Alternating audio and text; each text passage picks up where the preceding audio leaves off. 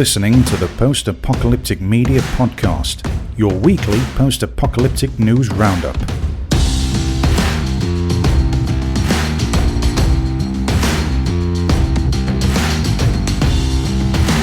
Hello, and welcome back to the Post-apocalyptic Media Podcast. I am your host, Sean, senior editor here at Post-apocalyptic Media, and this is episode number 111. Thank you for listening. I always appreciate when people listen to this podcast and listen to me rant on a little bit about the latest post-apocalyptic news, right? So this one actually has a lot. We have a lot of news to cover this time, and I keep saying we. I don't know who the other person is, but so it might go over a half hour. This might be over a half hour show, but I did just drink coffee, so it might be 10 minutes. We'll see. Okay, so this first little thing I wanted to do, I want to kind of go back a little bit. Since I do this every 2 weeks, I want to go back a little bit and cover some news from last week.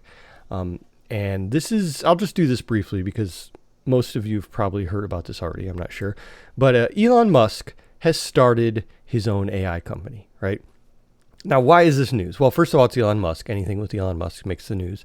But second of all, he was not on board for AI, for the rapid, the growth of AI. And he even called for regulations a couple months ago. I think it was in March. And he said, you know what, this stuff's getting out of control. We need to have regulations on it. Because, he was one of the founding members of OpenAI.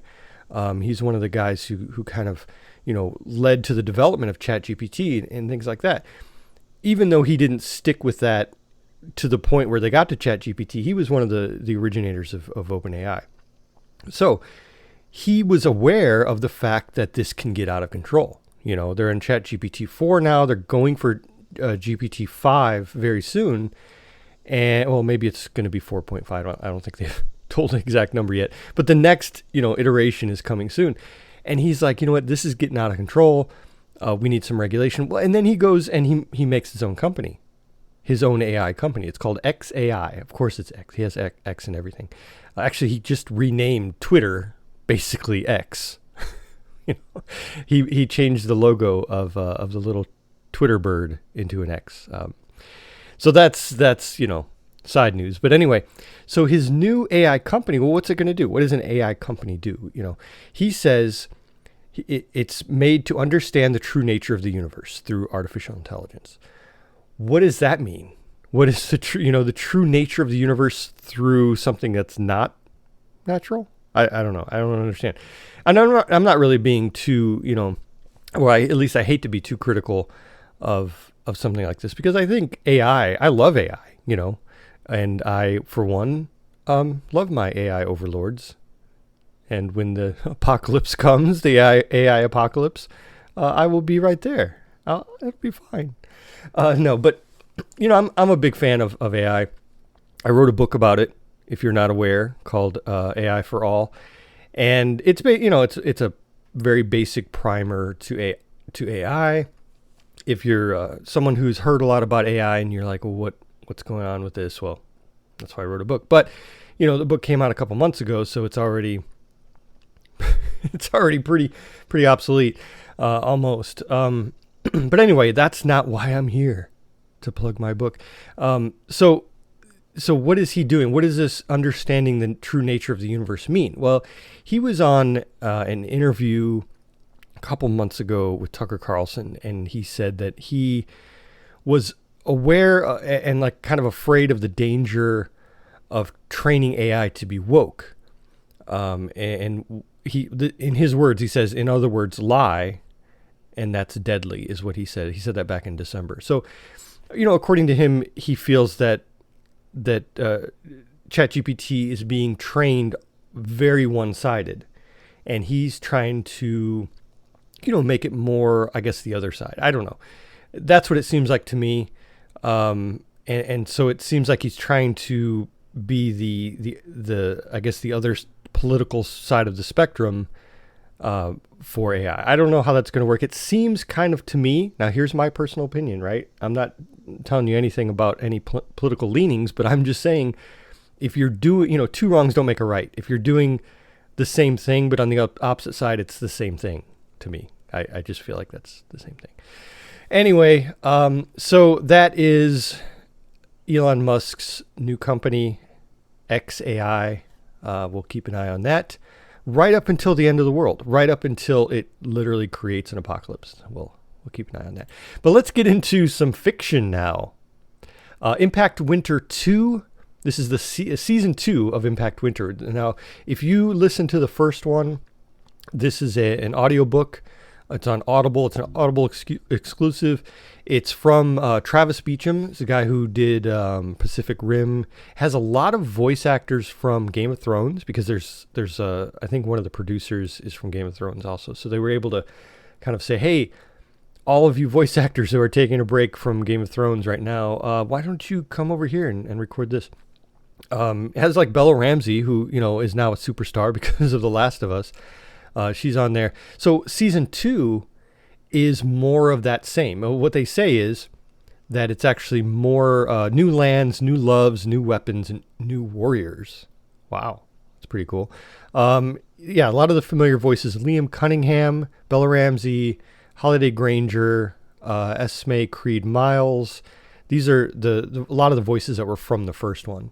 And what could it possibly do? Like, if you listen to the first one, I'm not going to spoil anything, but if you listen to the first one, you might be thinking, where can they go from there?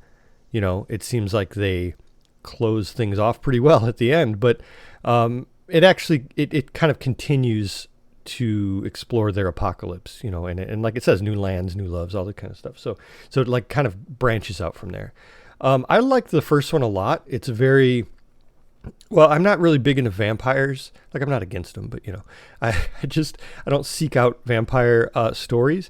So that's kind of what this is. It's kind of like an underground vampire thing during a apocalyptic winter, is a good way to say it, I guess. But it's also very, there's like some sword and sorcery stuff in there, which is really cool. But yeah, season 2 is out. Let's see, is it out now? I wrote this story, and you would think, yeah, it's out now. It's 5 hours and 38 minutes. It's an Audible exclusive for $4.99. Not bad, $4.99. It's a pretty good price for an audiobook. Okay, so in other media news, has anyone, raise your hand if you've seen Oppenheimer? Okay, yeah, you. Okay, I see a couple of you. So Oppenheimer is a new movie about the life of J. Robert Oppenheimer. He's the guy who is he's called like the father of the atomic bomb, father of the atomic age. He and Albert Einstein pretty much, ended World War II, if you want to, put it that way, because they led the projects, Manhattan Project and things like that led to the development of the atomic bomb, which led to the United States dropping those 2 bombs on, Nagasaki and Hiroshima in Japan. And so that it's kind of the story itself. I haven't seen the movie, but from what I've seen, it's telling his story, like what kind of a genius he was, but also the dichotomy of not knowing, of thinking like you're evil, thinking like, what have I done? I've developed this thing that's going to kill millions of people. And when it did, he lived way past when the bombs were actually dropped. I mean, I don't know. It's very, and Albert Einstein had the same problems. He was very much like, I can't believe that this is something that I helped to make. You know what I mean? So he was a little upset about that. And that makes sense. If you're a genius who develops something, and then it kills millions of people, you'd be like, man, that's not what I wanted. So that's, it's not a post-apocalyptic story per se, but he developed kind of this iconic atomic age, thing, for lack of a better word, thing, the bomb and atomic energy in general, And so that's kind of a lot of us who grew up in the 80s were very much into, this whole like nuclear war thing, Mad Max, The Day After, Threads, all that kind of stuff was very, based on if there was a nuclear attack. So I think it's good for, fans of post-apocalyptic media in general to see something like this, because you kind of get an idea of just like where his head was and what led up to it and everything. Now, of course, this is based on a 2005 biography called American Prometheus by Kay Bird and Martin J. Sherwin. So it's based on a biography. It's not based on like a whole bunch of facts about the guy. It's based on someone else doing the research, I guess. And from what I hear, a lot of this was actually kind of changed. Christopher Nolan is the one who wrote and directed this movie, and he kind of, took liberties with it, from what I've heard. So it might not. There might be a little bit of a, fantasy part of it, I'm sure. Anyway, moving on. So, The Walking Dead: Dead City is a, I've been talking about that. I've been writing about it. It's the Maggie/Negan spin-off of The Walking Dead, and it takes place in Manhattan. And it just ended, episode 6. Now, a lot of people are like, whoa. 6 episodes? That's it for the first season? Well, I'm sure they have so many spin-offs right now. They want to kind of test the waters and see how they do. Now, I wrote a review and a recap of every one of these episodes each week. And so if you want to go on the site, postapocalyptic.com, and check out those reviews. Now, they're, very spoiler heavy, so I would suggest reading them after you watch the episodes. But I do go in and I analyze each episode. I really, I've kind of been, I don't want to be that guy, but I've been that guy. I've been the Walking Dead guy in the site for a while, and I've been writing reviews of, the original series, for the last couple seasons, and Tales of the Walking Dead, and now Dead City. I imagine I'll probably write something about the Daryl spinoff. So I'm really kind of immersed in the characters and the world and all that. So from that perspective, for me to write about these, I think you're getting a genuine, a genuine opinion and review from a fan. But I'm also a skeptical fan. I'm not a fanboy. I don't think that that Walking Dead is the greatest show ever made. I mean, I'll just I'll be the first to admit that. It has its problems, of course. Now, from that perspective, with that said, Dead City, I think, was a pretty good show. I think, I actually think that a lot of the fan response to it was bigger than I had myself. There are a lot of people out there who are just going crazy for this, saying this is such an amazing show. I didn't feel like it was an amazing show. I felt like it did a lot of things really well. It did fool me a couple times.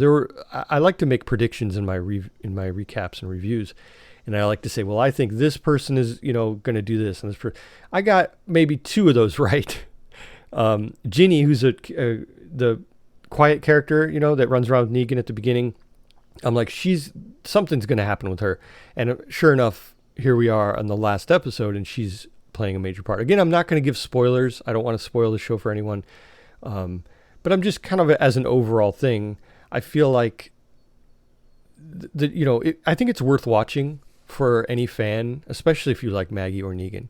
And actually, what's funny is even if you hate Maggie or Negan, it kind of caters to that too. There's a little bit of that too. So, here we are in the last episode. Now, the thing I felt about the finale was I felt like it rushed a lot of things. And I said this in my review. I said it feels like maybe, the writer came to AMC and said, hey, I have 8 episodes here. And they're like, you have 6. Do it. Make it happen with 6. So they kind of, shoved in a lot of stuff at this last. There were a lot of open-ended, unanswered questions in the 5th episode. And then we get into 6, and it was like everything wrapped up. It's like this is all. And, that's not unusual for a Walking Dead show. They've done that before. I mean, that was pretty much season 11 finale. Was they just made a giant montage at the end that just wrapped up a whole bunch of stuff, and also brought up some new questions, like with Rick and Michonne. So I feel like they did rush a lot. They did kind of shove a lot of stuff in there at the end, but I also feel like they're paving the way for a season 2. There's no real concrete word on a season 2 or, when it would be or anything like that. But I feel like they're probably going to do that. They're probably going to have that because people love Negan. People love Maggie. It's a good combination. The only thing is, man, how long can you stretch out this whole, like, I have a vendetta against you thing that Maggie has? Like, oh, geez. And that's not a spoiler. It's just, it's Maggie and Negan. That's how it just keeps going and going. And so, I don't know. There's a lot, like I said, there's a lot that was answered, but also there's some stuff that was unanswered. So I hope there's a season 2. I hope we get to see more of what happens here, because actually they planted the seed for some pretty amazing ideas that I think could really make season 2 exciting. Again, no spoilers, but. And for those of you, who have seen the entire episode, maybe shoot a comment on this post and let me know what you think. Because what would be even better? Go to Discord. Our Discord is on, if you go to postapocalyptic.com, on the right-hand sidebar, there's a link to our Discord. If you go on Discord, we can chat about it. You can go in the Walking Dead room and tell me what you think about all this. I think that would be interesting because I'm actually talking with people in there today, just yesterday and today about Dead City. So yeah, never before has there been such a accessible podcast time, where you can just go, instead of just leaving comments for podcasters, you can go in Discord and chat with them. So I think it's pretty exciting. All right, so that was Walking Dead City stuff. Now let's get kind of back into kind of a mix of real life and fantasy. So, Game of Thrones.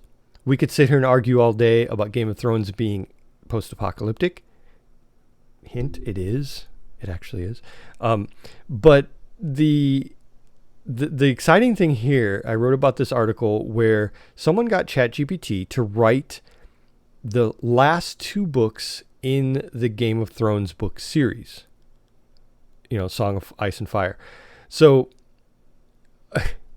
you might be thinking, well, sure, all you do is you put in there, write the last 2 books of the Song of Ice and Fire series and it'll do it. No, it's actually a lot of work.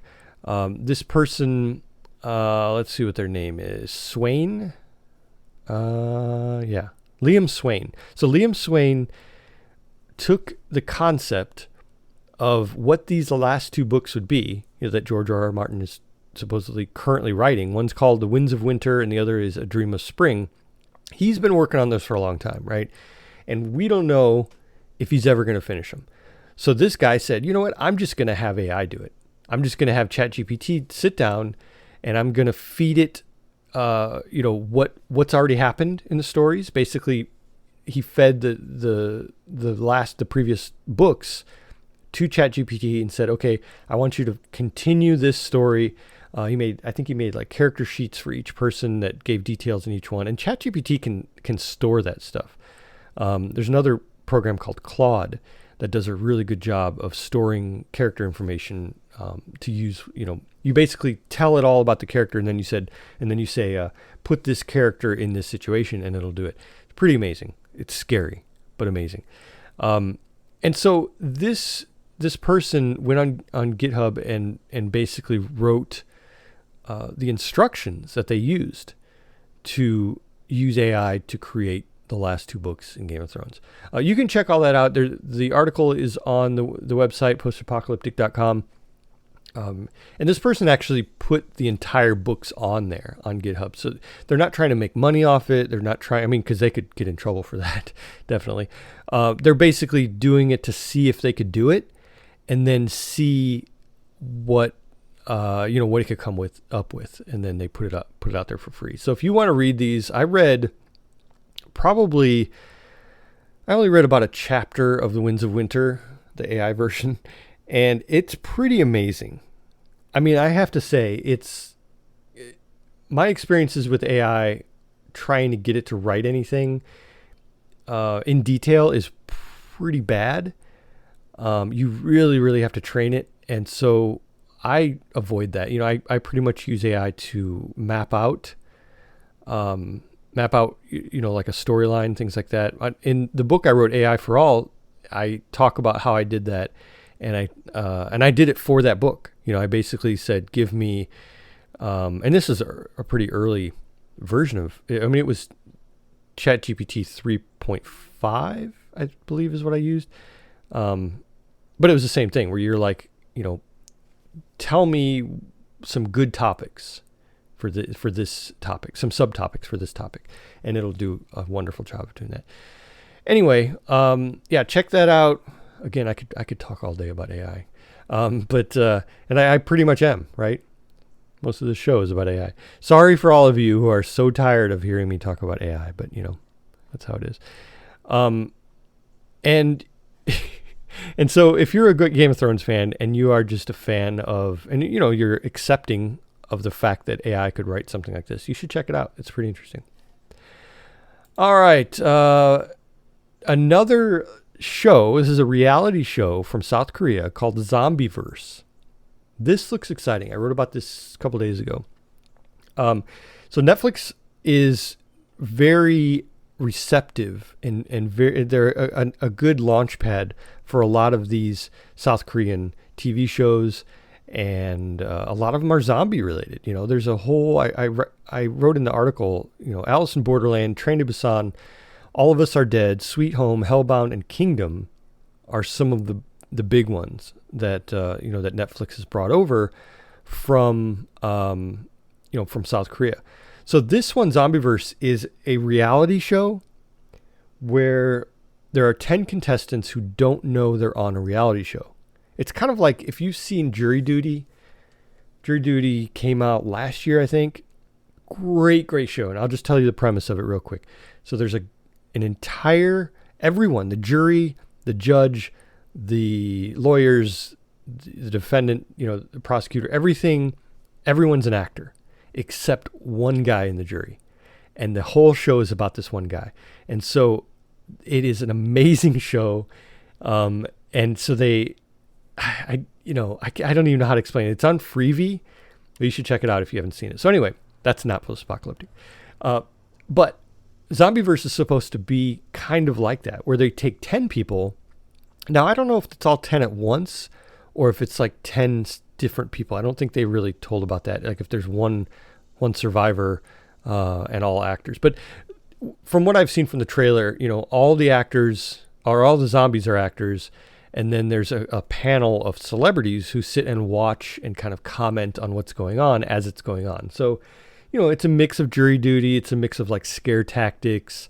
And then, I don't know, things like American Gladiator or something, where there's an arena and there's people commenting on what's going on in the arena. So you have these survivors trying to survive this zombie apocalypse, and they think it's real. They think it's really happening. Now, I have to say, I think what everyone else is thinking, this could only really work in South Korea, because I've been to South Korea and it's such a great place that I believe that, if this were to happen in America, if you were to make, I hate to say this, if you were to make this in America, people would be dead. You know what I mean? Like there would be people going, oh, there's zombies all around me. And there would be a bunch of Ricks, who would want to pull out their gun and shoot these zombies in the head. And I'm not lying, I'm not wrong. And so it would be ugly if this was, and not only America, a lot of places, it would turn into that. And so I can't help think that when I watch this trailer. And I want to watch the show too when it comes out. It's supposed to come out on, let's see, August 8th. Okay, so a couple weeks, about a week and a half. And so, you know what I mean? I feel like these people they're survivors, and they feel, the makeup and everything is incredible. And the set, it looks like a real zombie apocalypse. So they feel like these things are going to kill them. What's to stop anyone from assaulting these actors? Actually in one of the parts of the trailer, it shows someone hitting one of the actors in the face. And I just feel like that would be a main concern. If I were making this show, I would be like, I don't know. Like, you'd have to brief the actors and say, hey, you do realize that you might get shot. you might get punched at least or hit or things like that. So I don't know. I'm that's kind of one of the main reasons I want to see it. I want to see how they get around that and how they avoid that, how they avoid people getting stabbed in the head, because that's the first thing I would want to do if I've watched The Walking Dead. I know that you stab them in the head or, so it's interesting to me. And it also makes me wonder how real this is, how much the unknown, the people who quote unquote don't know what's going on, how much maybe they do know what's going on. I don't know. Conspiracy theories, right? Okay, so this last little bit of media news I wanted to talk about is from Twisted Metal. Twisted Metal is a PlayStation game, came out many, many years ago. I don't remember when, like 2003 or something like that. It was a long time ago. And I was a big fan of the original. No, it actually came out way before that. It came out in the 90s. What am I thinking? But I'm a big fan of the game, the original games. I never played like all the millions of them that came later, but I always thought it was a fun game. I love cars. I love post-apocalyptic cars with, guns on them and swords and bombs. And, I love those kind of games, especially back in the 90s. And so there's two things about this series. It's coming to Peacock on July 27th, which is probably the day you're listening to this. Two things. One is it too late for a Twisted Metal series? All of those people who played it in the 90s are my age, 40s. And, lower 40s, right? And so what are they? I mean, are they going to be interested in this? I don't know.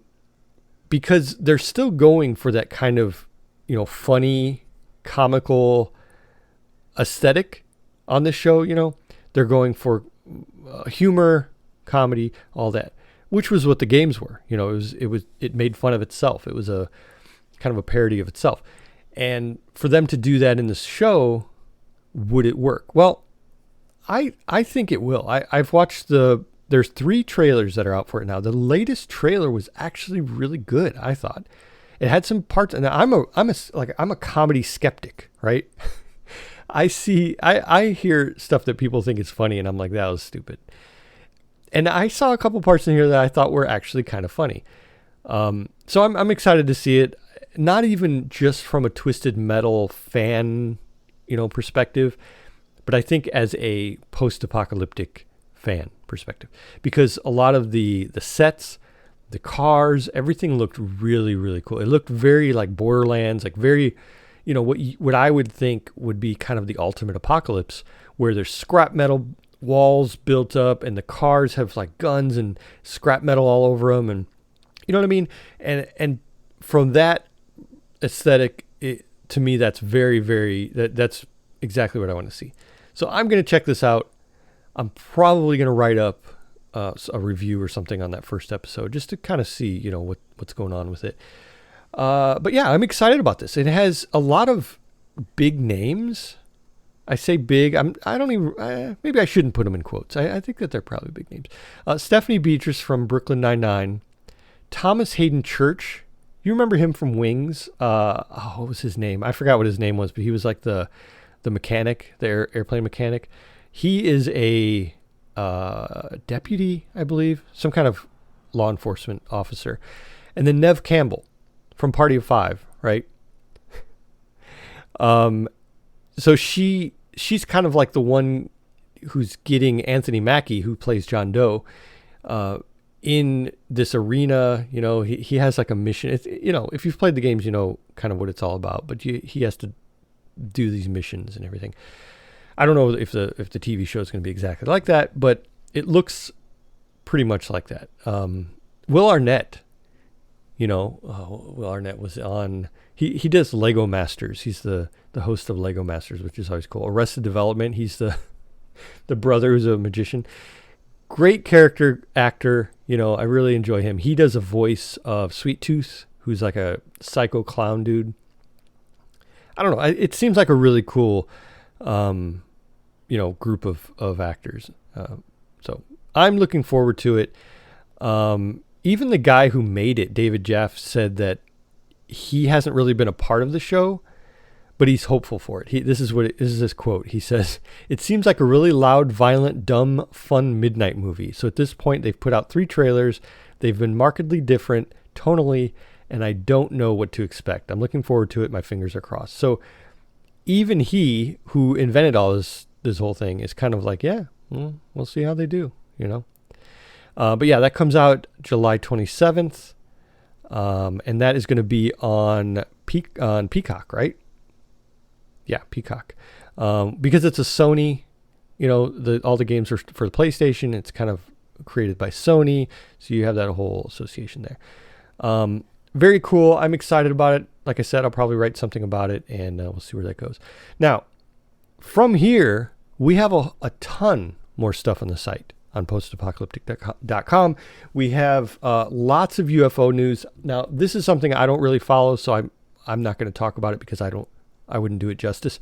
But Stephanie writes a ton of these articles. So if you are interested in, this craziness that's going on right now with the U.S. government and UFO news, and congressmen are admitting now that that there are UFOs, and it's a pretty crazy time if you're a UFO enthusiast. So check that out. It's all on the site, right on the front page there. You can go through and see all that.